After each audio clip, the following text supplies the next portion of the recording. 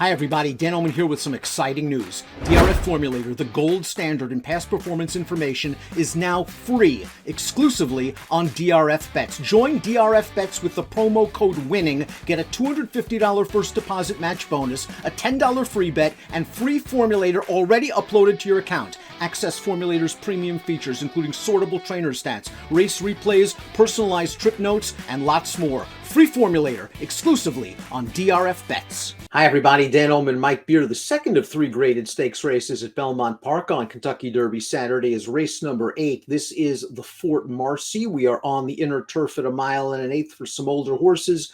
$200,000 is the purse, so we kick off a 50-cent pick 4. Before we get to the analysis, I do want to remind you that DRF has got you covered. With everything you need to win big on Kentucky Derby Day, get a Kentucky Derby package, save up to 41% off the retail price. Now, these packages feature past performances, clock reports, betting strategies, and lots more. Learn more at shop.drf.com. Here's the field for the Grade 2 Fort Marcy. Chad Brown, very well represented, of course, in this race. He has the 5 Sacred Life, the 6 Rock Emperor, the 8 L'Imperator, but none of these horses are cinches on paper. Yeah, they're not. I mean, listen, one of them will probably win, Dan. They all of them have something to recommend them, but none of the three are exactly that reliable. For the most part, these horses, not only have they, disappointed more often than not, I gotta believe they've been very frustrating for Chad because they all have some ability. They just don't show up every time. Let's put up the time form US pace projector for this race. I'm not sure how fast they're going to go. I'm not sure it's going to be a no speed situation. I will expect horses to be favored if they are close to the pace. And I'm just going to flip-flop the top 2, Mike. It's my prerogative. I think Doswell, the 7, gets the lead over the 3 City Man. I looked at it that way too, mostly because I just feel like that's got to be the intention with Doswell in this race, to just try to get this horse to the front. Carmouche taking over. I got to believe that's going to be their plan to try to wire this field. I think he's going to make the lead in here. To me, the key to the pace could be, I don't think it's City Man. I think it's the 4, King Cause. I think that's a horse who could show speed in this race and maybe make things a little bit more difficult for a horse like Doswell. The number 1 is starting over. This is a horse that would benefit from a little bit of pace up front. He's taken a bit of a step up in class. 20-1 on the morning line. Jose Loscano. This horse tried some stakes competition in the past, ran well in Southern California, went 3rd in the San Marcos. Since then, he's been trying to find his way, but his last 2 races are out of throwouts. They were on dirt. He's a turf horse. Yeah, he's a better turf horse. So I don't care about his last 2 races either, although he didn't run well in those spots. His turf form's okay. I found nothing to get excited about in any of his turf races, Dan, when I watched him. He did have that 1 start last April at Keeneland for Chad, actually. I guess when you switch to Chad Brown's barn and you can't win allowance races, they kick you right back out and you go to Robbie Falcone's barn. I don't know. This horse, to me, he looks like he's in way too tough here. The number 2, Glen County, another Michael Maker special. This horse was claimed earlier in his career for $40,000. He is now Grade 1 stakes placed. 15-1 on the morning line. Turf specialist rider Junior Alvarado picks up the mount. This horse has kind of been flip-flopping distances. They've tried to stretch him out all the way, and he's run okay. They've turned him back in distance, and he's run okay. I think he's going to have to run just a little bit better than okay to win this race, although I think it's a good field for him.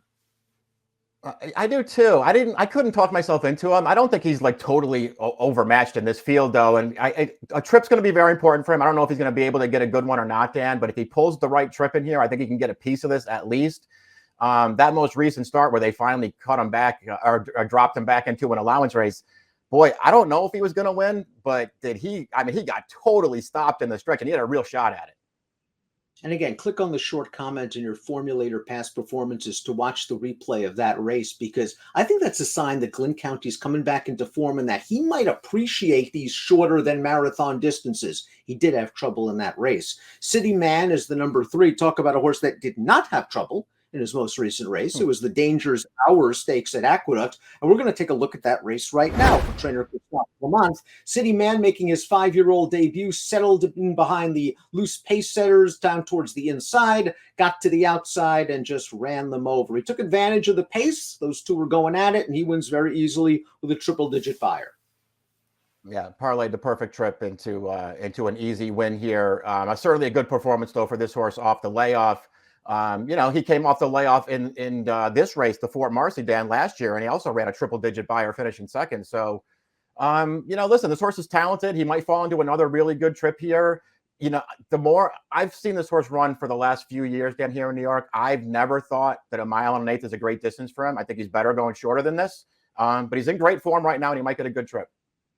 And it's possible the slower pace might help him navigate the 1.125. I don't think they'll be going fast. And as you mentioned, he does have the tactical speed to pull trips as he did in his last race. King Cause, as you mentioned, Mike, the number 4 could be key because he has speed. He showed it last time out over the Poly track at Turfway Park, wiring them in the Kentucky Cup Classic at a huge price. Javier Castellano takes the mount 10-1 on the morning line.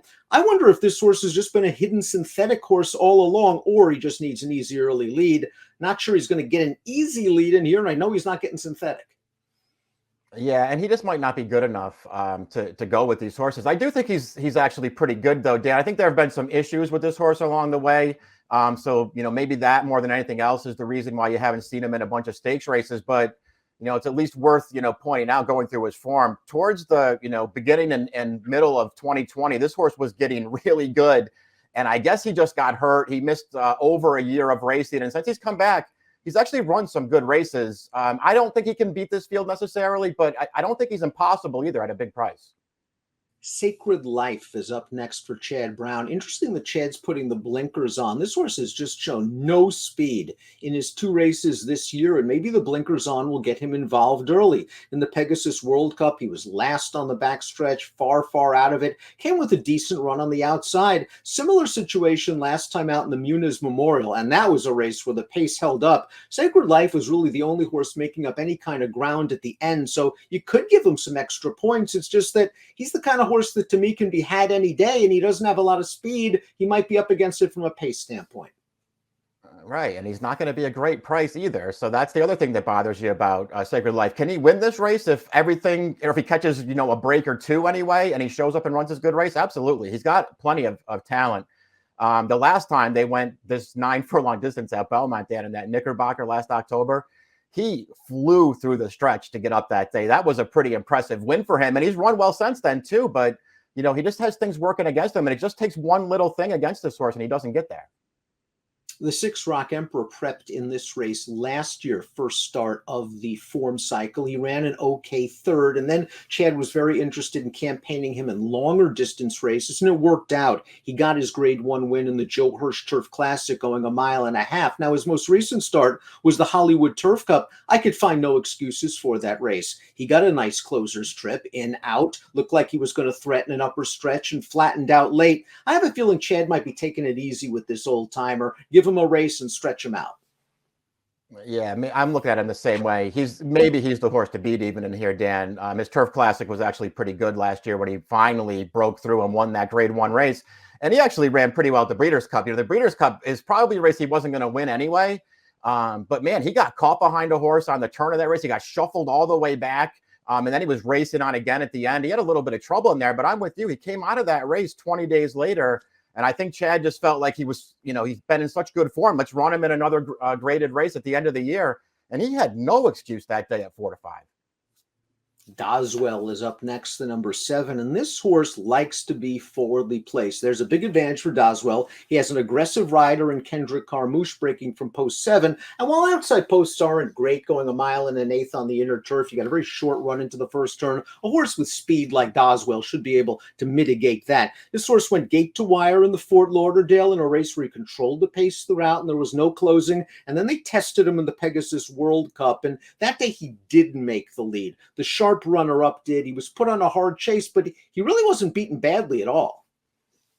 Yeah, I agree with that. You look at his finishing position there and see he finished 7th. He faded to 7th, and then you feel like he didn't run that well. I think he actually ran pretty well in there. He only got overtaken for the leftovers very late in that race, and that was without making lead. I just think it's key for him to try to go to the front here, Dan. As Fort Lauderdale was good when they put him on the lead.